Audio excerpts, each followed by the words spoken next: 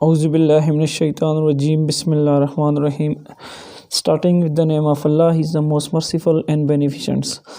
आज के इस लेक्चर में हम देखेंगे फॉर्मेशन ऑफ शेडो। जैसा कि प्रीवियस लेक्चर्स में हमने डिफरेंट तरह के मीडियम देखे थे, जिनको हम मीडियम भी कह सकते हैं, ट्रांसपेरेंट, ट्रांसकूलेंट्स और ओपेक। मतलब वो जो कुछ लाइट को जाने देते हैं ट्रांसपेरेंट थे, जो पार्शियली लाइट को अलाउ करते हैं वो ट्रांसकूलेंट हैं, और जो लाइट को बिल्कुल ब्लॉक करते हैं वो आगे जाने नहीं देते वो ओपेक हैं। जिस तरह इस लाइट के आगे मैं हाथ रख दूं तो यहाँ पे देखें नीचे आपको नीचे डार्क सा पोर्शन नज़र आएगा। इसका मतलब है मेरा जो हाथ है वो लाइट को के लिए ओपेक मीडियम है, क्योंकि वो लाइट को अलाउ नहीं करता। फॉर्मेशन ऑफ शेडो को अगर आपने समझना है, इससे रिलेटेड एनटीएस में क्वेश्चन आता है। आपसे ये पूछेगा कि अगर 8 o'clock हैं, सबसे पहले जो शेडो बनेगा वो लार्ज होगा या स्मॉल होगा नेली 8 o'clock। दूसरी बात आपसे ये पूछ सकता है कि जब 12 बज रहे हैं दिन के, तो बताएं शेडो किस तरफ होगा या शेडो का साइज़ क्या होगा, वो भी हम देखते हैं। फॉर्मेशन ऑफ शेडो से पहले हम ऑलरेडी पढ़ चुके हैं कि हमारे पास ऑब्जेक्ट ओपेक होते हैं। ओपेक वो होते हैं जो लाइट को क्या करते हैं जी, ब्लॉक करते हैं। सपोज़ इस पिन के ये जो लाइट है इसके आगे मैं हाथ पहले ऐसे भी रख रहा हूँ और ऐसे भी रख रहा हूँ। जब मैं ऐसे रख रहा हूँ तो नीचे आपको शेडो कम नज़र आ रहा है, लेकिन जब मैं ऐसे कर रहा हूँ तो शेडो ज़्यादा है। इसका मतलब क्या हुआ कि शेडो जो है हमारे पास क्या हो सकते हैं जी, मैक्सिमम हो सकता है। मैक्सिमम कब होगा कि जब हम जो ओपेक ऑब्जेक्ट है उसका एरिया ज़्यादा आएगा लाइट के सामने। फॉर एग्ज़ाम्पल यहाँ से मैंने कोई टार्च लगाई, लाइट लगाई, सपोज़ ये टार्च है।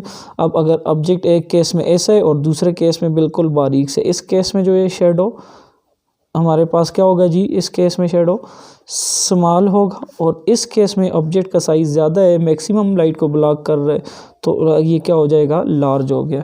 तो अब अगर आपको ये बात समझ आई है तो फॉर्मेशन ऑफ शेडो जो बनता है वो आपके लिए बहुत ही आसान हो जाएगा। सबसे पहले ये डायरेक्शन आप बना लें। जब आपने ये डायरेक्शंस आपने बना ली तो सबसे पहले ईस्ट, इस तरफ हमारे पास ईस्ट है और ये क्या है जी, वेस्ट। सपोज़ 8 o'clock देखते हैं।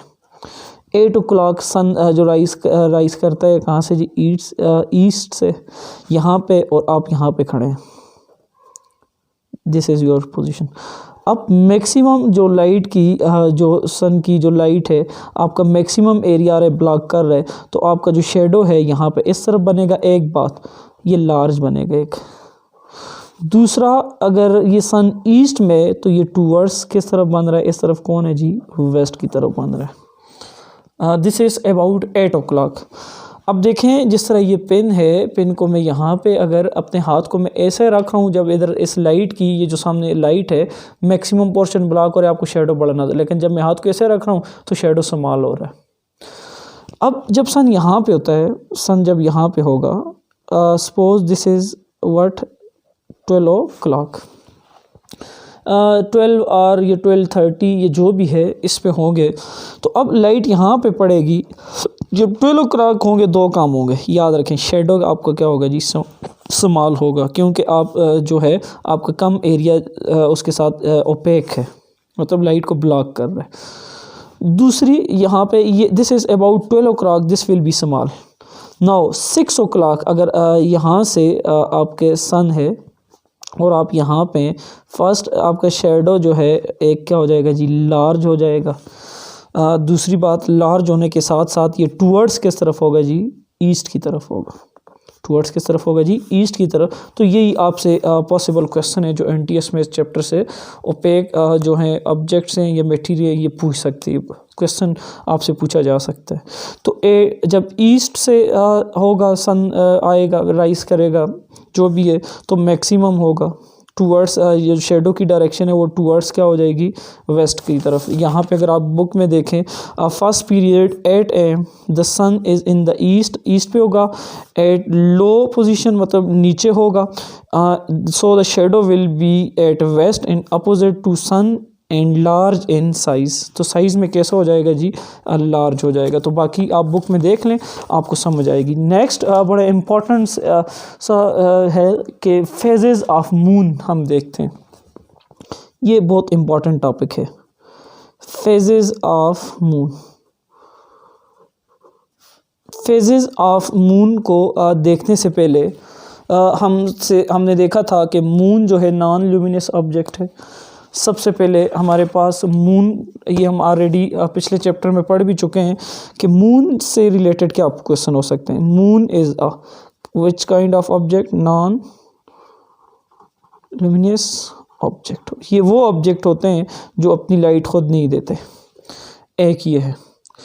दूसरा, जो नॉन ल्यूमिनस ऑब्जेक्ट होंगे ये क्या करेंगे? ये करेंगे जी लाइट को रिफ्लेक्ट करेंगे। अब ये लाइट को रिफ्लेक्ट करेंगे। तीसरा, मून क्या है? ये हम इसको कह सकते हैं ये एक सैटेलाइट भी है। सैटेलाइट है और ये कैसी है? नेचुरल सैटेलाइट है।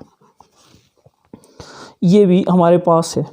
थर्ड, मून रिवॉल्व करता है किसके अराउंड? तो moon is revolving around the what? Earth. ये भी हो गया। इस तरह ये आपसे third, fourth, phases of moon से आपसे क्वेश्चन पूछ सकता है। How many phases are there? There are, याद रखें, 8 फेजेस ऑफ मून।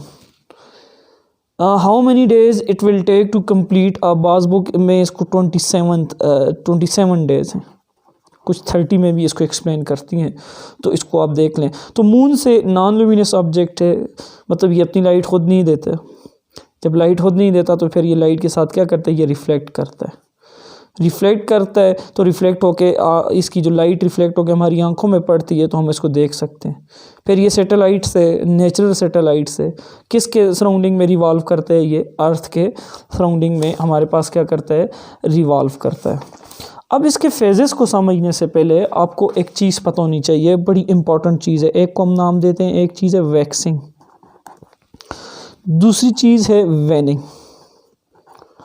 अगर आप उर्दू में मीनिंग देखें वैक्सिंग का, अगर आप उर्दू में वैक्सिंग का अगर मीनिंग देखें ना, तो टू इंक्रीज़, मतलब किसी भी चीज़ के साइज़ का मतलब ज़्यादा हो जाना, ज़्यादा होना, या गेट बिगर, ये एक मीनिंग है। वेनिंग का मतलब है अगर वो इंक्रीज़ है तो टू डिक्रीज़, मतलब कम होना। मैं बताता हूँ ये कम होना, ज़्यादा होना किस चीज़ के साथ है। या गेट स्मॉलर, 2 वर्ड आपको यूज़ पता होने चाहिए, वैक्सिंग, वेनिंग। थर्ड, क्रिसेंट मून होता है, क्रिसेंट मून। इसका मतलब क्रिसेंट मून का मतलब ये है कि जब मून का देखें मैक्सिमम पार्ट जो है वो डार्क हो, डार्कनेस ज़्यादा हो, डार्कनेस, लेकिन जो कम जो पोर्शन है उसका ब्राइट हो। ये अगर सारा डार्क में बना लूँ, ये थोड़ा सा आपको पोर्शन जो है ये जो नज़र आ रहा है थोड़ा सा ब्राइट है, तो इसको हम नाम देते हैं, कैसा मून है जी? Crescent moon. एक ये दूसरी पॉसिबिलिटी हमारे पास, थर्ड जो हमारे पास वैक्सिंग हो गया। फिर उसके बाद एक गिब्स मून। अब इसके अपोजिट ले लें, इसमें क्या था जी? डार्कनेस इज़ ग्रेटर देन किससे जी? ब्राइटनेस। अब ब्राइटनेस अगर मैक्सिमम पार्ट मून का ब्राइट हो और वो ग्रेटर हो किससे जी? डार्कनेस से। मैं जिस तरह यहाँ पे बना लेता हूँ, थोड़ा सा पोर्शन डार्क है मून का, ये मैक्सिमम ब्राइट है, तो इसको हम नाम देते हैं गिब्स मून। अब फिर से एक दफ़ा प्रैक्टिस करते हैं। ये सपोज मून है, मैं यहाँ पे हाथ रख रहा हूँ, आपको थोड़ा सा पोर्शन जो नज़र आ रहा है, अब मैं आगे लेके जा रहा हूँ, मैं अपने हाथ को यहाँ से आगे लेके जा रहा हूँ, या मैं इस पेन के साथ करता हूँ, आपको थोड़ा सा पोर्शन नज़र आ रहा है मून का, अगर इसको हम मून कंसिडर करें। अब ये इस तरह पार्ट जो विजिबल होते जा रहे हैं, हम कहेंगे वैक्सिंग हो रही है, मतलब मैक्सिमम, मतलब ब्राइटनेस इंक्रीज़ हो रही है। अब क्या होगा कि ब्राइटनेस डिक्रीज़ हो और डार्कनेस हो तो हम कहेंगे वेनिंग्स हो रही है। फिर अगर ये पोर्शन हो तो इस तरह। अब हम देखते हैं फुल मून। ये यहाँ पे डायग्राम्स, मैंने डायग्राम नहीं बनाई ताकि टाइम कम है, ताकि ये लेक्चर आपको क्लियर हो जाए। सबसे पहले जी ये सन है, यहाँ से सूरज है, देखें ये सन है, ये मून है, और ये क्या है जी? अर्थ है। अब मून जो है रिवॉल्व करता है किसके गिर्द? अराउंड द अर्थ, ये ऐसे घूम रहा है मून, ज़मीन के गिर्द घूम रहा है। ये सन और अर्थ के दरमियान जब मून आए तो ये आप देख लें सोलर इलिप्स या जो भी है जिसको हम सूरज गिरन भी कहते हैं, तो ये डिफरेंट इसके नाम हैं। हमने वहाँ पे नहीं करना। अब जब सूरज यहाँ पे देखें, लाइट सारी सन की यहाँ पे लगेगी और यहीं से रिफ्लेक्ट बैक होगी, तो हमें मून नज़र नहीं आएगा। जब हमें मून नज़र नहीं आएगा तो इसको हम नाम देंगे न्यू मून। आपको एक आसान सी बात बताऊं, हाथ में एक बाल को लें, वहाँ सामने से एक टार्च लगाएं मोबाइल की, उसके गिर्द उस बाल को अपने सराउंडिंग में घुमाएं, तो आप देखेंगे जब बाल का जो बिल्कुल आप और लाइट के दरमियान होगी तो आपको नज़र नहीं आएगी, ब्राइट पोर्शन नज़र नहीं आएगा। लेकिन थोड़ा सा आप यहाँ से एंगल पे लेके आएंगे तो लाइट इधर आके लग के आपको थोड़ा सा पोर्शन नज़र आएगा, और थोड़ा इस तरह तो आपको लाइट कम तो फिर ज़्यादा। अच्छा, तो न्यू मून आपको समझ आ गया कि जब हमें मून हमें बिल्कुल नज़र नहीं आता, मतलब सारी की सारी लाइट इस तरह ब्लॉक हो जाती। अब यहाँ पे आए, मैंने आपको बताया था अब मून यहाँ से ब्राइट होते जा रहा है। मैंने आपको यहाँ पे मिसाल दी थी, जिस तरह ये है तो अगर इस तरह जाएं तो ब्राइटनेस ज़्यादा होती जाएगी, तो हम वैक्सिंग कहेंगे। वैक्सिंग मीन जो ब्राइटनेस है वो इंक्रीज़ हो रही है, मून बड़ा हो रहा है, bigger to get increase in size हो रहा है। तो अब जब यहाँ से हम यहाँ तक आए तो ये वैक्सिंग हो रही है। वैक्सिंग मीन उसका साइज़ इंक्रीज़ होते जा रहा है। लेकिन अभी देखें, मैंने आपको पहले बताया है कि जो डार्क ये जो ब्राइट पोर्शन थोड़ा सा है लेकिन डार्क पोर्शन ज़्यादा है, तो यहाँ पे मैंने आपको बताया था ये क्रीसेंट है, तो इसको हम नाम देंगे वैक्सिंग क्रीसेंट। आपको समझ आनी चाहिए कि मतलब इसका वैक्सिंग का मतलब यह क्या है कि ये ब्राइटनेस ज़्यादा होती जा रही है, साथ साथ ज़्यादा होती जा रही है। जिस तरह यहाँ पे देखें जी, ये जो नीचे मून बना हुआ है, थोड़ा सा पोर्शन आपको ब्राइट नज़र आ रहा है। अब मैं इस तरफ लेके जा रहा हूँ तो ब्राइटनेस इंक्रीज़ हो रही है, आपको मैक्सिमम तो हम कहेंगे वैक्सिंग हो रही है। जब इस तरफ आएंगे वापस तो हम कहेंगे वेनिंग्स हो रही है। तो ये हो गया फर्स्ट मून। अब ये मैं याद रखें, ये नज़र कहाँ से आएगा, ये तो यहाँ पे दिन है, यहाँ पे रात है। ये लाइट सूरज की यहाँ पे आएगी तो यहाँ से रिफ्लेक्ट होके यहाँ पे हमें नज़र आएगी, तो हम कहेंगे ये मून का ये पार्ट है। नेक्स्ट, यहाँ पे पहुँच के मून जो है हाफ जो है ब्राइट हो जाता है, तो इसको हम नाम देते हैं जी फर्स्ट क्वार्टर। ये हो जाएगा। अब नेक्स्ट देखें, अब वर्ड गिब्स यूज हुए। मैंने यहाँ पे आपको गिब्स के लिए बताया था ब्राइटनेस इज़ ग्रेटर देन किससे होगी, डार्कनेस से, मतलब जो मैक्सिमम पार्ट ब्राइट होगा। अब आप NTS में ये पूछ सकते हैं ये जो है गिब्स मून है या क्रीसेंट मून है, बड़ी इंपॉर्टेंट चीज़ है। NTS में आपसे क्या पूछेगा, ये पोर्शन दिया होगा आपको मून का, बाकी सारा ये है, तो आपसे पूछेगा ये कैसे, तो आपने देख लें क्रीसेंट मून है। लेकिन ऐसा है थोड़ा सा डार्क है, आपसे गिब्स मून। ये दो क्वेश्चन बड़े इंपॉर्टेंट हैं। अब ये आपको दे के आपसे ये पूछेगा कि ये गिब्स है ये क्रीसेंट है, तो आप उसको बता सकते हैं। देखें मैक्सिमम पोर्शन है तो आप उसको नाम देते हैं गिब्स वैक्सिंग। फिर यहाँ पे आके जब मैक्सिमम सारी की सारी लाइट रिफ्लेक्ट होके तो हम कहते हैं ये फुल मून हो गया।